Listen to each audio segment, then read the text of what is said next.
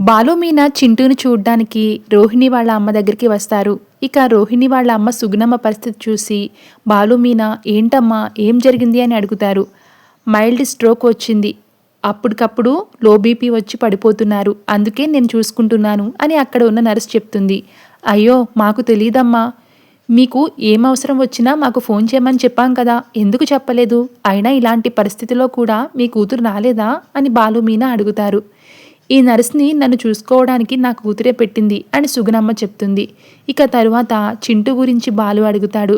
చింటూతో వీళ్ళు మాట్లాడినట్లు తెలిస్తే రోహిణి కోపడుతుందని భయపడి చింటూని చుట్టాల ఇంటికి పంపించినట్లు అబద్ధం చెప్తుంది. ఇక సుగుణమ్మకి ఒంట్లో బాగోలేకపోయినా కూతురు రాలేదని బాలు కోపం వస్తుంది. ఇలాంటి మనిషి మా ఇంట్లో ఉంటే ఎప్పుడో బయటికి గెంటేసేవాడిని, నేను మాట్లాడతాను అని నెంబర్ ఇవ్వమంటే మీరు ఇవ్వరు అని బాలు అంటాడు. నా కూతురు రోహిణి అని తెలిసిన రోజు మనోజ్ కంటే ముందు బాలునే ఇంట్లో నుంచి గెంటేస్తాడేమో అని సుగుణమ్మ మనసులోనే అనుకుంటూ ఉంటుంది. బయటకు మాత్రం అందరూ నీలాగా మీనాలాగా స్వచ్ఛమైన మనసుతో ఉండరు. ఈ రోజుల్లో ఎవరి అవసరాలు వాళ్ళు చూసుకుంటున్నారు. నా కూతురు మారదు.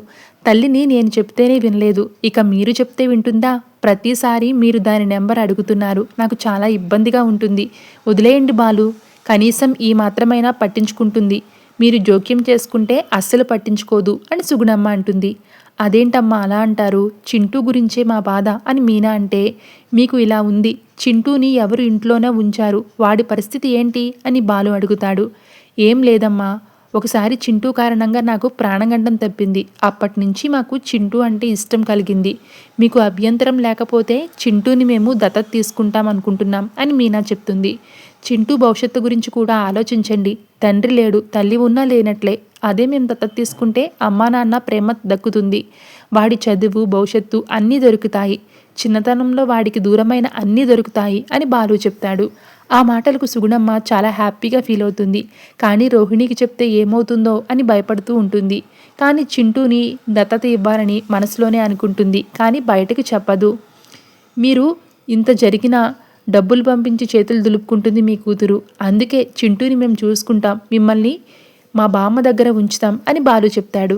ఒకసారి ఆలోచించండి అమ్మా, ఈయన చిన్నప్పటి నుంచి తల్లి ప్రేమ నోచుకోలేదు, ఆ బాధ ఎలా ఉంటుందో మాకు బాగా తెలుసు. ఈ పరిస్థితి చింటూకు రావద్దని కోరుకుంటున్నాం, అలాగే మీరు ఎప్పుడు కావాలంటే అప్పుడు వచ్చి చింటూని చూసుకోవచ్చు అని మీనా అంటుంది. ఏం చెప్పాలో అర్థం కావట్లేదు, దేవుడు పంపించినట్లు మీరిద్దరు వచ్చారు.